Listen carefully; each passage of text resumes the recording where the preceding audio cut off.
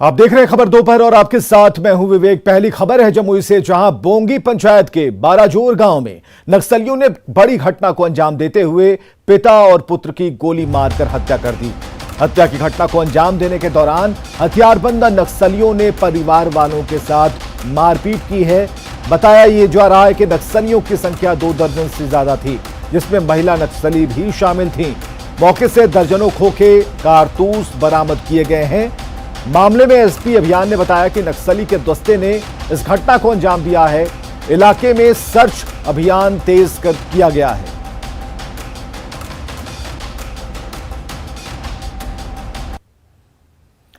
तो पिता पुत्र की गोली मारकर हत्या, ये तस्वीरें हम आपको दिखा रहे हैं। नक्सलियों द्वारा छोड़े गए धमकी भरे चिट्ठी में जो बातें हैं पुलिस के हाथों में है, पुलिस उसे देख रही है।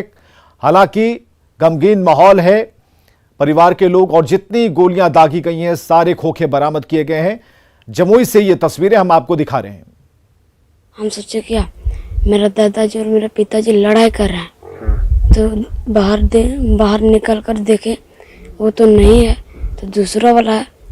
और हम यहाँ पर खड़ा होकर के हमको बंदूक दिखा रहा है, को मारने चाहता था। हम उधर से घूर करके वहाँ दौड़ करके अंदर घुस करके फिर हमको खोजने लगा तो नहीं मिला। फिर हमारा पापा जी हमारा दादाजी को मार डाला गोली से और पेपर फेंका और उधर भागने लगा। पिताजी चिल्ला रहे थे तो पापी को चाची को आवाज़ आई तो चाची हमको जगाई तो हम बाहर निकले तो यहाँ पे देखें बहुत घमासान हो रहा है। देखे कि बंदूक सब टंगा हुआ है तो हम अंदर गए, घर के अंदर। वहाँ से कुल्हाड़ी लेकर निकले तो हमको पकड़ लिया, 2 लोग पकड़ लिया हमको और एक मार रहा था। तो मारते वो दोनों जो पकड़े हुए थे वो बोला मारो इसको, गोली मारो इसको, गोली मारो इसको। तो गोली मारो इसको बोला तो ताकत लगा कि हम निकल गए, वहाँ से भाग गए। विगत रात में जो है लगभग 11 बजे लगभग में जो है कुछ लोग आए थे, जो कि संख्या निर्धारित नहीं है। कोई बता रहे हैं 5 है, कोई 10 है, कोई 12 बता रहे हैं। उतनी की संख्या में आए, काली वर्दी में थे और हथियार उनके पास था, जो कि हथियार का भी सही से विवरण नहीं मिल पाया है। कुछ लोग बता रहे हैं कि 47 था, कुछ बता रहे छोटा हथियार भी था, कुछ जो है बड़ा मतलब राइफल टाइप का भी था। तो आए हैं और इन लोगों को ढूंढा है। ढूंढने के बाद इनको घर से निकाला है और फिर जो है मुखबिरी के नाम पे जो है उनकी हत्या की गई है। जमुई जिले के चकाई थाना इलाके के बाराजोर का यही गांव है और इसी गांव में नक्सलियों ने बीती रात बड़ी घटना को अंजाम दिया है, जहां पर 2 पिता और पुत्र दोनों की हत्या गोली मारकर और धारदार हथियार से कर दी गई है। और घटना के बाद देख सकते हैं कि पुलिस मौके पर पहुंची है, छानबीन की जा रही है। बताया जा रहा है कि 1 दर्जन हथियार बंद नक्सली आए थे यहाँ पर और ये यही घर है जहाँ पर दोनों पिता पुत्र चौपाई और अर्जुन हेम्ब्रम सोए हुए थे। नक्सलियों ने इन्हें बाहर निकाला, फिर यहीं पर लाकर गोली मारकर हत्या कर दी और फिर धारदार हथियार से काट भी दिया। जो घटनास्थल पर जो बरामद हुए कारतूस देख सकते हैं कि ये कारतूस बरामद हुए हैं और ये कारतूस घटनास्थल से जो खोखे बरामद हुए हैं SLR के खोखे बताए गए हैं। और बताया जा रहा है कि 1 दर्जन से ऊपर हथियारबंद नक्सली थे और लगातार अंधाधुंध फायरिंग करते हुए यहाँ पर घटना को अंजाम दिया है। फिलहाल इलाके में जो बोंगी पंचायत का इलाका है, यहाँ पर दहशत का माहौल है। पुलिस मौके पर पहुँच गई है और कार्रवाई शुरू कर दी गई है। पुलिस ने बताया है कि सर्च अभियान तेज किया जा रहा है इलाके में, ताकि नक्सल गतिविधि पर लगाम लगाई जा सके। केसी कुंदन, न्यूज़ 18 जमुई। देवघर पुलिस ने बिहार झारखंड के दर्जनों आपराधिक मामलों का मोस्ट वांटेड अपराधी पिंकू पांडे समेत 3 बदमाशों को गिरफ्तार कर लिया है। देवघर एसडीपीओ ने बताया कि पिंकू पांडे बिहार झारखंड ही नहीं बल्कि अपना नेटवर्क दिल्ली तक फैला चुका था। इस पर हत्या, लूट, डकैती जैसे कई संगीन मामले दर्ज हैं और पुलिस को इसकी लंबे समय से तलाश थी। गिरफ्तार बदमाशों के पास से 2 मोटरसाइकिल, 1 4 पहिया वाहन, 1 मोबाइल फोन जब्त किया गया है। प्रोफेशनल तरीके से उस घटना में शामिल एक्यूज्ड पिंकू पांडे जो अंतर्राज्यीय अपराध कर्मी हैं, इनके द्वारा बिहार, झारखंड तथा अन्य जिले यथा दिल्ली में भी इनके द्वारा लूट, हत्या एवं अन्य डकैती संबंधी बहुत से कांड इनके द्वारा कारित किए गए थे। ये काफ़ी ही वेटरन है तथा बिहार एवं झारखंड में काफ़ी वांटेड है। हमारी टीम द्वारा इसको काफ़ी प्रोफेशनल तरीके से गिरफ्तार की है। इनके साथ हम लोग राम रतन पांडे जो इनके को एक्यूज थे, इनके द्वारा विभिन्न घटनाओं का अंजाम इनके द्वारा दिया गया था। साथ ही कुंडा थाने में जो मोटरसाइकिल लूट की घटना हुई थी उसमें एक एक्यूज थे मनोरंजन, वो भी जो है हम लोगों ने उनके निशानदेही पे हम लोगों ने गिरफ्तार किया है। सासाराम अनुमंडल की सूरत मूसलाधार बारिश ने बिगाड़ दी। मुख्य बाजार धर्मशाला रोड में करीब 2 से 3 फीट तक सड़क पर पानी जमा है। दुकानों में पानी घुस गया है। गांधी चौक से चौखंडी बाजार तक पानी ही पानी है। जल जमाव से दुकानदारों को नुकसान हुआ है। उनका कहना है कि टैक्स चुकाने के बावजूद उन्होंने काफी नुकसान उठाया और इन लोगों ने नगर प्रशासन पर लापरवाह रवैया अपनाने का आरोप लगाया है। चारों तरफ जो है पानी का जल जमाव का पूरा स्थिति बना हुआ है और यहाँ पर कोई अधिकारी आ नहीं रहे हैं। हम लोग बहुत देर से दो ढाई घंटे से हम लोगों ने जाम कर रखा है, लेकिन किसी भी तरह का कोई अधिकारी का कोई एक्शन नहीं है। अब मीडिया प्रभारी से यही गुजारिश है कि थोड़ा सा हम लोगों को धर्मशाला की स्थिति को थोड़ा सा सब जगह दिखाएं और बताएं कि हम लोग काफ़ी कष्ट में हैं। आप सभी देख रहे हैं कि जो धर्मशाला रोड का जो परिस्थिति है एकदम बद से बदतर हो चुका है। धर्मशाला रोड के सभी दुकानों में पानी घुसा हुआ है, जिससे लाखों रुपये की संपत्ति जो है नष्ट हो चुकी है और दुकानदार भाइयों के जितनी भी यहाँ पर इनकम है उससे अधिक जो है नुकसान हो चुका है, जिससे दुकानदार लोग काफ़ी परेशान हैं। यहाँ के जितने भी जनप्रतिनिधि हैं या नगर परिषद का अधिकारी हैं, कोई भी जो है हमारी समस्या को सुनने वाला नहीं है। इधर बगहा के गंडक नदी में नाव डूबने से अफरा तफरी मच गई। दीनदयाल नगर घाट पर हादसा हुआ। नाव पर सवार लोगों में 14 लोगों को निकाल लेने का दावा प्रशासन ने किया है। प्रशासन के मुताबिक नाव पर सवार 5 लोगों की तलाश अभी भी जारी है। प्रत्यक्षदर्शी की माने तो नाव पर मवेशी भी थे। दियारा इलाके से शहर की तरफ जब नाव आ रही थी उसी वक्त यह हादसा हो गया।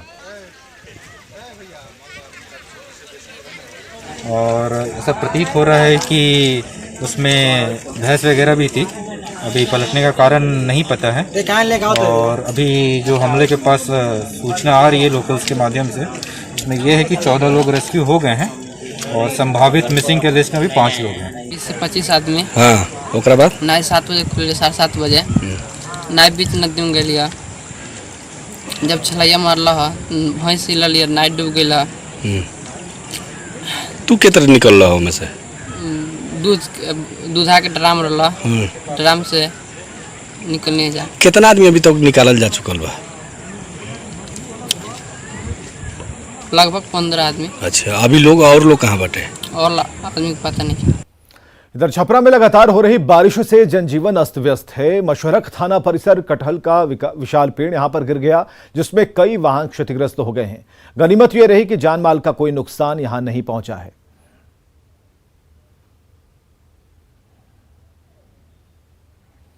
और सुपौल जिले के निर्मली शहर में बारिश से जनजीवन अस्त व्यस्त हो गया है। सभी वार्डों में जलजमाव से बाढ़ जैसे हालात हैं। Main road, bank of India road और हटिया रोड समेत सभी सड़कों पर पानी ही पानी नजर आता है। करीब 200 से ज्यादा दुकान और 500 से ज्यादा घरों में बारिश का पानी घुस गया है।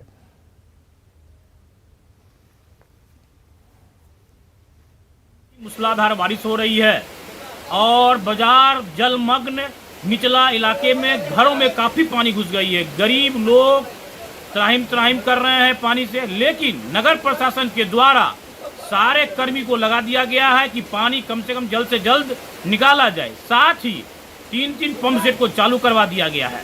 कितने घर और दुकानों में पानी घुसा है? लगभग 500 घरों में पानी घुस चुकी है और 200 दुकानों में पानी घुस गई है।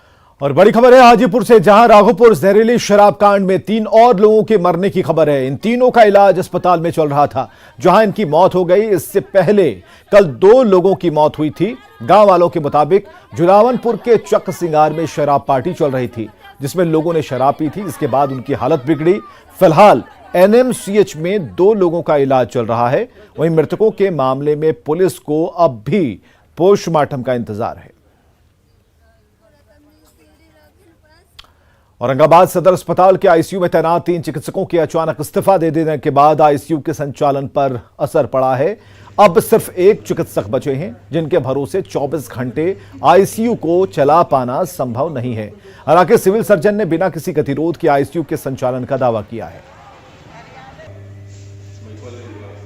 इसी क्रम में बैठा हुआ भी जो अभी के फिलहाल की स्थिति में अभी जो ऑन ड्यूटी इमरजेंसी में रहेंगे या आउटडोर में रहेंगे या इमरजेंसी ड्यूटी रहेंगे, वो उस चीज़ को भी देखें। ऑन दी होल तो जनमंच हैं, लेकिन जो भी ऑन ड्यूटी है वो उसको भी इससे कुछ सुविधा होगी। जेडीयू संसदीय बोर्ड के अध्यक्ष उपेंद्र कुशवाहा ने जातिगत जनगणना के मुद्दे पर कांग्रेस पर निशाना साधा। कुशवाहा ने कहा कि कांग्रेस के चलते ही जातिगत जनगणना नहीं हो पाई। उपेंद्र कुशवाहा ने कहा कि बीजेपी के कुछ ही नेता इसके पक्ष में नहीं हैं, ज्यादातर बीजेपी नेता जातिगत जनगणना के पक्ष में हैं। देखिए, कांग्रेस पार्टी भी इस मामला में दूध की धुली हुई नहीं है। 2010 में पार्लियामेंट ने सर्वसम्मत से कहा था कि जाति की गणना कराइए। उसमें कांग्रेस पार्टी के लोग भी शामिल थे। उस समय कांग्रेस के नेतृत्व में सरकार थी। क्यों नहीं हुआ उस समय? कांग्रेस को जवाब देना चाहिए। लेकिन भारतीय जनता पार्टी के अंदर ही जो कन्फ्लिक्ट है, अब भारतीय जनता पार्टी को चाहिए कि उस कन्फ्लिक्ट को दूर करें, क्योंकि उसमें बड़ा हिस्सा है जो इस राय का है कि जातीय गणना होनी चाहिए। उसमें कुछ लोग यदाकदा बोल देते हैं कि नहीं होनी चाहिए।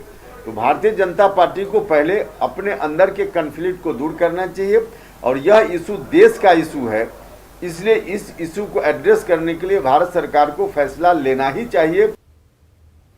और यहां रुकेंगे एक छोटे से ब्रेक के लिए।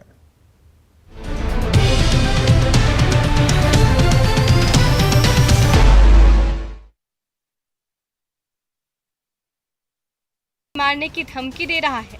गौरतलब है कि पुलिस अभी तक पीड़िता का मेडिकल टेस्ट भी नहीं करा पाई। डरा धमका के बोला कि हमको देना साथ देना नहीं देगा साथ तो आपको पास गुंडा लगा देंगे आपको पीछे, फिर आपको मार देगा, फिर आपको पापा भैया कुछ भी नहीं करेगा हमको। लोगों को उम्मीद है कि पुलिस कार्रवाई करेगी ताकि दबंग फिर से लड़की को परेशान ना करे। बिहार के पूर्णिया में मंगलवार की सुबह लूट की बड़ी वारदात हुई।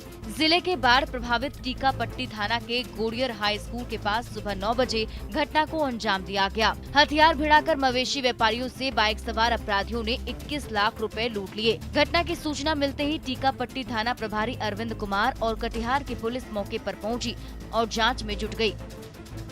टीकापट्टी थाना प्रभारी अरविंद कुमार ने बताया कि कुछ मवेशी व्यापारी खरीद बिक्री के लिए खगड़िया से चपहरी हाट जा रहे थे। तभी गोड़ियर हाई स्कूल के पास 2 बाइक पर सवार 6 अपराधियों ने हथियार के बल पर स्कॉर्पियो रुकवाकर मवेशी व्यापारियों से रुपए लूट लिया। दोपहर तक केस दर्ज नहीं हुआ था। हालांकि व्यापारी द्वारा 21 लाख रुपए लूट की बात बताई जा रही है। थाना प्रभारी ने बताया कि अपराधियों की गिरफ्तारी के लिए लगातार छापेमारी की जा रही है। जल्द ही आरोपियों को गिरफ्तार कर लिया जाएगा।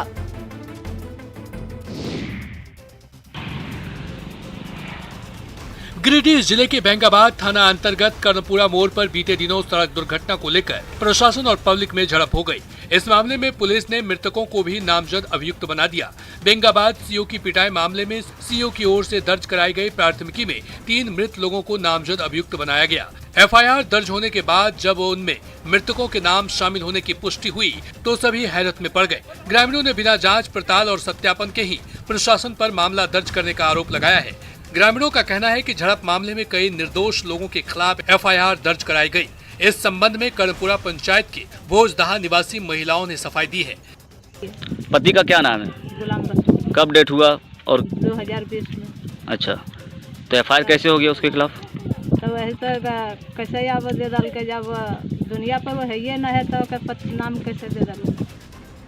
ग्रामीणों ने बिना जांच पड़ताल और सत्यापन के ही प्रशासन पर मामला दर्ज करने का आरोप लगाया है। ऐसे में गिरिडीह की पुलिस पर सवाल उठ रहे हैं। बिहार में बारिश का दौर लगातार जारी है। राजधानी पटना समेत सूबे के कई इलाकों में सोमवार को जोरदार बारिश हुई। इस बीच मौसम वैज्ञानिकों का अनुमान है कि अगले 4 से 5 दिनों में बारिश की तीव्रता और बढ़ सकती है। राज्य के दक्षिणी हिस्सों की तुलना में उत्तर बिहार में जोरदार बारिश की संभावना है। भारत मौसम विज्ञान विभाग ने शुक्रवार तक सूबे के अलग अलग जगहों पर भारी बारिश का आसार जताते हुए येलो अलर्ट जारी किया है। बिहार के कई इलाकों में बाढ़ का तांडव पहले से ही जारी है। ऐसे में जोरदार बारिश की संभावना को देखते हुए हालात और बिगड़ सकते हैं। पटना स्थित मौसम विज्ञान केंद्र ने भी शुक्रवार तक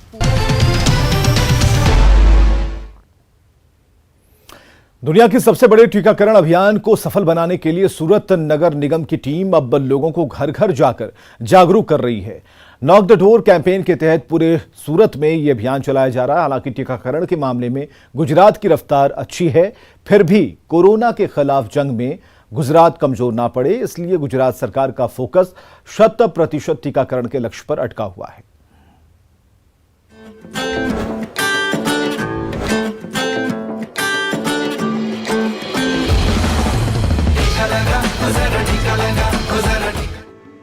कोरोना के खिलाफ लड़ाई में गुजरात की जीत सुनिश्चित की जा सके, इसके लिए गुजरात सरकार ने टीकाकरण अभियान में अपनी पूरी ताकत झोंक दी है। इसी कड़ी में सूरत नगर निगम ने इसके लिए बकायदा नॉक द डोर कैंपेन शुरू किया है, जिसके तहत वैसे लोग जिन्होंने वैक्सीन नहीं ली है या फिर वक्त पूरा होने पर भी दूसरी डोज नहीं ली है, उन्हें नगर निगम की टीम फोन कर रही है और उन्हें टीके की अहमियत समझा रही है। हमने एक नॉक द डोर कैंपेन शुरू किया है, जिसके तहत हम जो भी सेकंड डोज के ड्यू लाभार्थी है, जो हमारे हिसाब से तकरीबन 85 to 86,000 लोग हैं, तो उनके यहाँ जाकर उनको सेकंड डोज लेने के लिए हम उनको परस्यू कर रहे हैं। दरअसल गुजरात में टीकाकरण अभियान काफी रफ्तार पकड़ चुका है। आंकड़े बताते हैं कि गुजरात में 4,93,00,000 योग्य लोगों में से 4,31,00,000 से ज्यादा लोगों को वैक्सीन की पहली डोज लगाई जा चुकी है, जबकि तकरीबन 1 करोड़ लोगों को वैक्सीन की दूसरी डोज भी लगाई जा चुकी है। लेकिन पिछले कुछ दिनों से ऐसी रिपोर्ट आ रही है कि तय मियाद पूरी होने के बावजूद दूसरी डोज के लिए लोग नियत समय पर नहीं पहुंच रहे हैं, जिसे देखते हुए गुजरात सरकार के निर्देश पर सूरत नगर निगम की टीम ने लोगों को एक बार फिर टीके की अहमियत समझानी शुरू की है, जिसके तहत नगर निगम की टीम फोन करने के साथ लोगों के घर भी जा रही है और उन्हें टीका लेने के लिए प्रेरित कर रही है। जिनका फर्स्ट डोज बाकी है उनको भी समझा के नज़दीक के वैक्सीनेशन सेंटर पर वैक्सीन के लिए समझाया जा रहा है, ताकि आने वाले दिनों में सूरत कॉर्पोरेशन में जो भी एलिजिबल पॉपुलेशन है 33.5 लाख, उनका सबका वैक्सीनेशन का एटलीस्ट फर्स्ट डोज लग चुका। बेशक कोविड के खिलाफ जंग में टीकाकरण दुनिया का सबसे बड़ा अभियान है। ऐसे में जाहिर तौर पर सरकार भी इसमें कोई कोताही नहीं बरतना चाहती है। यही वजह है कि सरकार के निर्देश पर देश के तमाम राज्य भी इस मुहिम को कामयाब बनाने में कोई कोर कसर नहीं छोड़ रही है। ऐसे में उम्मीद है कि हर गुजरते दिन के साथ देश 100% टीकाकरण के लक्ष्य के करीब पहुंचता जाएगा। Bureau report, news 18 network.